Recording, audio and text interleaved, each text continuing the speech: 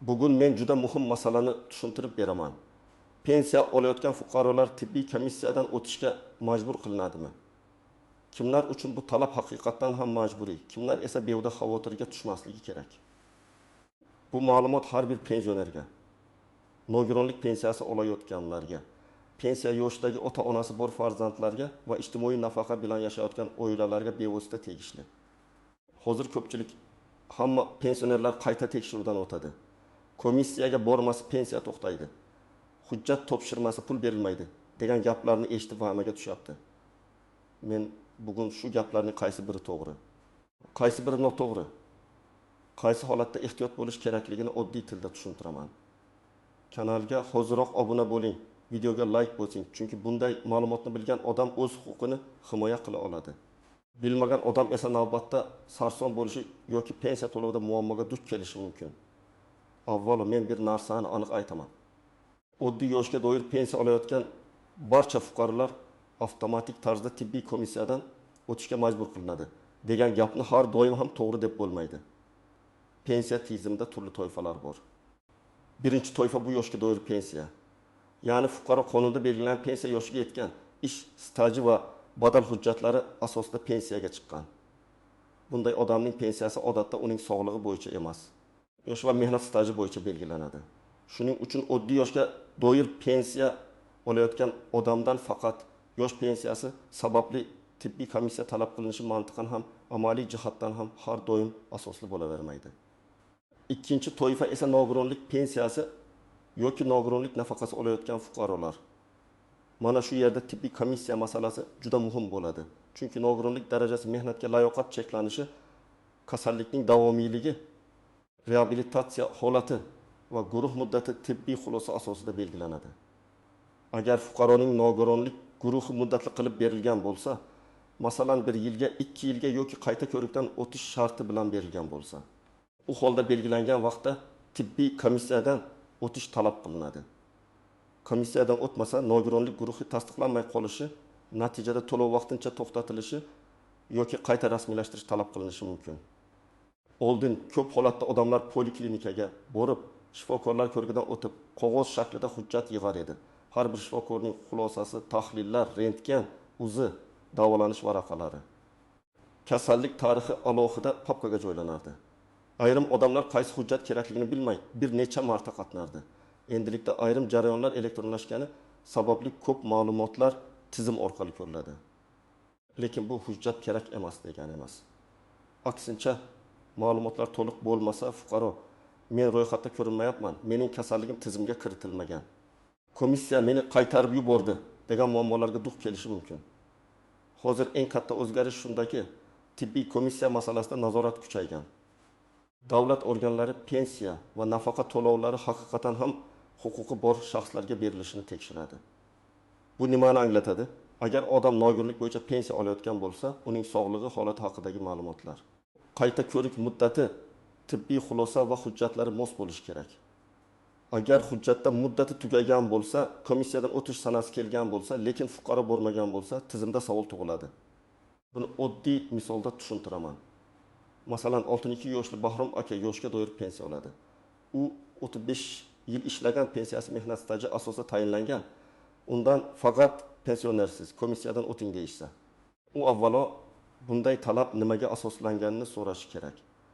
Agar talab nogironlik guruhi, ijtimoiy yordam, parvarish nafaqasi yoki boshqa tibbiy asosli to'lov bilan bog'liq bo'lmasa, u o'z huquqini aniqlashtirishi lozim. Boshqa misol, 28 yoshli Malika opa 2-guruh nogironlik pensiyasi oladi. Uning xulosasida qayta ko'rik sanasi 2025 yil mart deb yozilgan. Agar u mart oyida komissiyadan o'tmasa, pensiya to'lovi bo'yicha muammo chiqishi mumkin.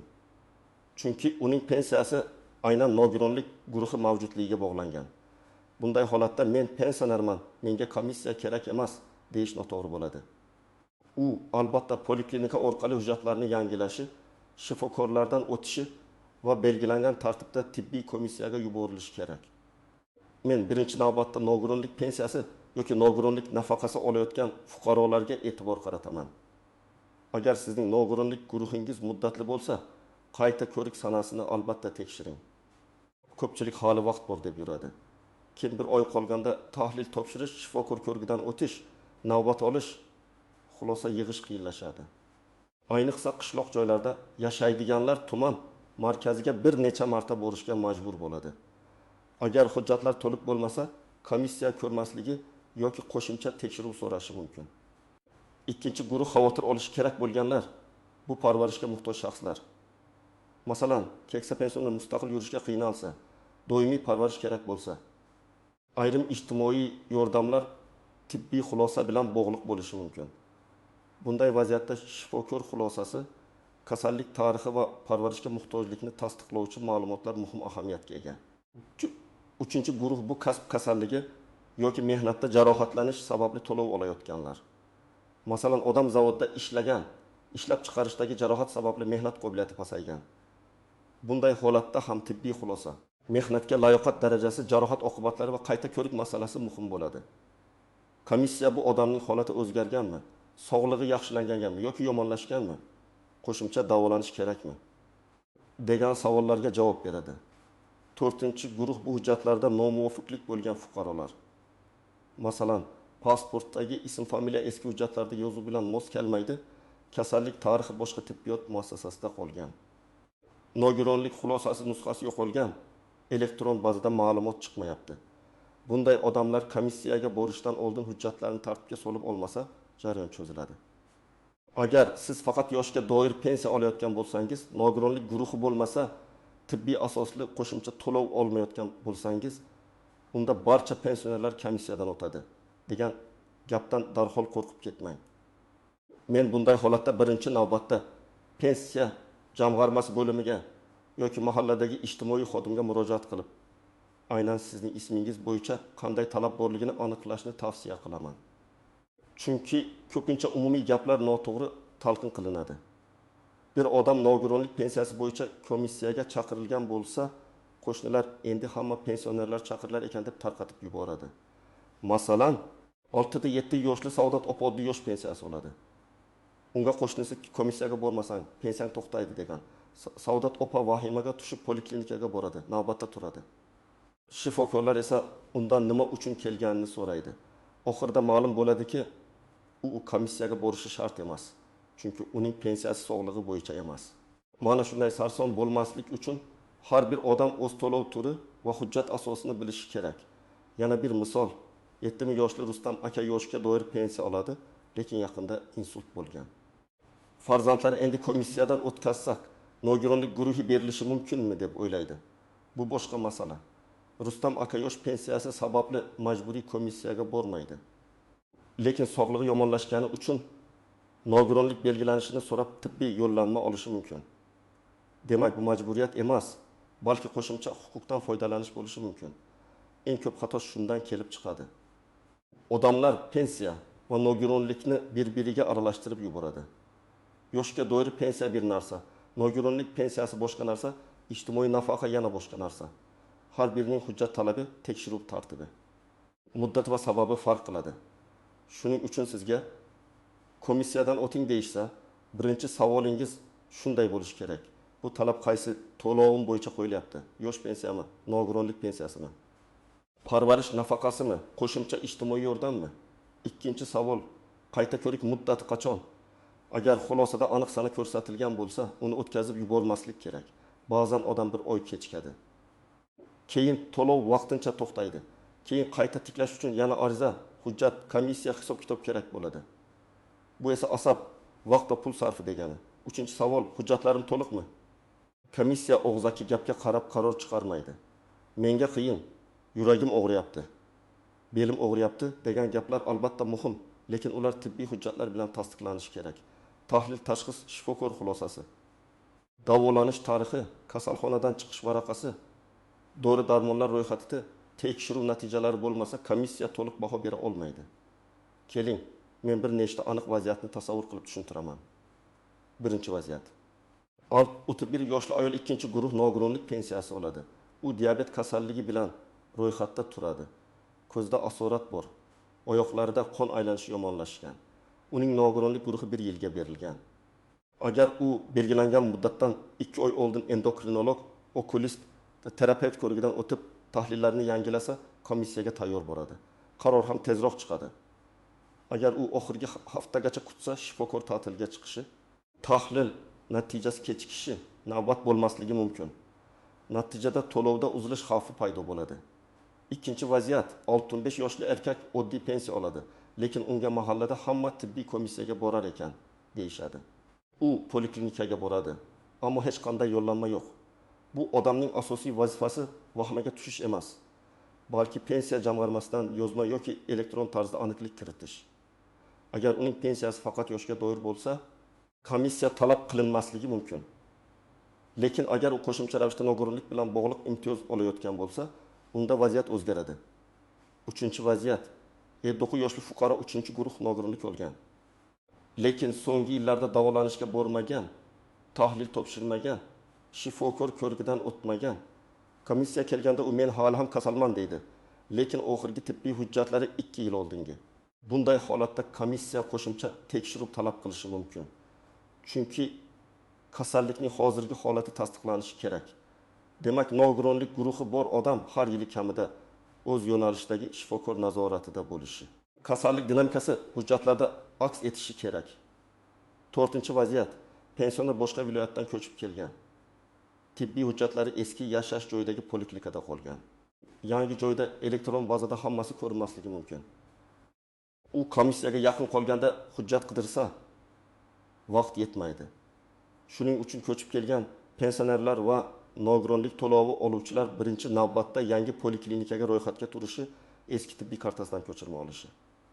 Pensiya jamg'armasida manzil ma'lumotlari to'g'ri kiritilganini tekshirish kerak. Ba'zi nogironlik guruhlari muddatsiz berilishi mumkin. Bunday holatda odam har yili qayta komissiyadan o'tmasligi mumkin. Lekin bu hamma hujjatni tashlab qo'yish kerak degani emas. Agar davlat organi ma'lumotni aniqlashtirsa, hujjatda ziddiyat bo'lsa yoki fuqaroning o'zi qo'shimcha imtiyoz so'rasa, tibbiy ma'lumot kerak bo'lishi mumkin. Shuning uchun muddatsiz guruh olgan odam ham o'z xulosasi nusxasini, shifokor ko'riklarini, asosiy tashxisga oid hujjatlarni saqlashi kerak. Yana bir nozik masala, komissiyaga chaqiruv og'zaki bo'lishi mumkin. Lekin siz har doim rasmiy asosni so'rashga haqlisiz. Kim aytdi? Qaysi hujjatga asosan?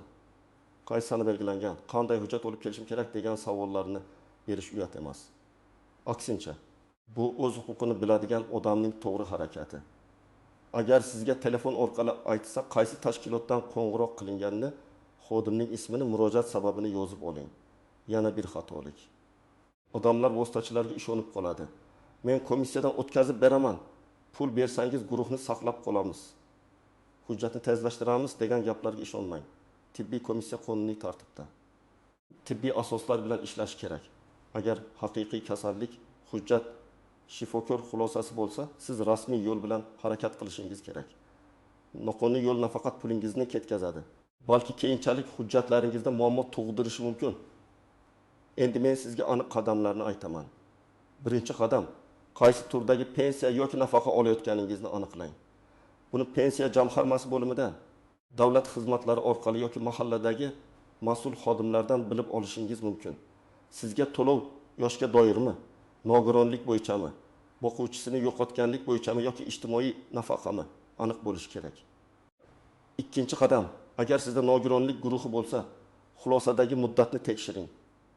Qayta ko'rik sanasi degan joyga alohida qarang. Agar muddat yaqinlashgan bo'lsa, kamida 1,5 yoki 2 oy oldin tayyorgarlikni boshlang. Oxirgi kuni yugurib yurish eng katta xato. Uchinchi qadam, oilaviy poliklinikaga boring. U yerda terapevt yoki oilaviy shifokorga holatingizni tushuntiring. Mening nogironlik guruhim bo'yicha qayta ko'rik muddati yaqinlashyapti. Komissiyaga tayyorgarlik ko'rishim kerak deb aniq ayting. Shifokor sizni kerakli mutaxassislarga yuboradi. Masalan, yurak kasalligi bo'lsa kardiolog, diabet bo'lsa endokrinolog, ko'z muammosi bo'lsa okulist, asab tizimi bilan bog'liq kasallik bo'lsa nevropatolog ko'rish kerak bo'ladi. 4-qadam, hujjatlarni papkaga joylang. Pasport yoki ID karta nusxasi, pensiya guvohnomasi yoki pensiya ma'lumotnomasi. Avvalgi nogironlik xulosasi, kasalxonadan chiqish varaqalari, tahlillar, tekshiruv natijalari, shifokor xulosalari, doimiy ichadigan dorilar ro'yxati. Agar bo'lsa mehnat daftarchasi yoki ish joyiga oid hujjatlar alohida turishi kerak. Hujjat qancha tartibli bo'lsa, jarayon shuncha oson bo'ladi. 5-qadam komissiyaga borganingizda faqat shikoyat emas, aniq holatni ayting. Masalan, men yura olmayman deyishdan ko'ra 100 metr yursam nafasim qisadi. Zinadan ko'tarila olmayman, kuniga falon dori ichaman, oxirgi marta falon sanada kasalxonada yotganman deb tushuntirish kerak. Komissiya uchun kundalik hayotingizga kasallik qanday ta'sir qilayotgani muhim. Siz mustaqil kiyina olasizmi? Ovqat tayyorlay olasizmi? Bozorda yura olasizmi? Dorilarni o'zingiz qabul qilasizmi? Kimdir parvarish qiladimi? Shularning hammasi ahamiyatga ega. 6-qadam. Agar qarordan norozi bo'lsangiz, darhol janjal qilishdan ko'ra yozma tartibda tushuntirish so'rang. Qaysi sabab bilan rad etildi? Qaysi hujjat yetishmadi? Qaysi tekshiruv kerak? Qayta murojaat qilish tartibi qanday? Bularni aniqlang. Ko'p hollarda muammo kasallik yo'qligida emas, hujjat yetarli emasligida bo'ladi. Kerakli hujjatni to'ldirib, qayta murojaat qilish mumkin. Barcha pensionerlar komissiyadan o'tmasa pensiyasi to'xtaydi degan umumiy gapga ishonmang. Har bir holat alohida ko'riladi. Komissiyaga bormasangiz darhol pulingiz kesiladi degan gap ham har doim to'liq to'g'ri emas. Agar siz yoshga doir pensiya olayotgan bo'lsangiz, talabning asosi boshqacha bo'lishi kerak.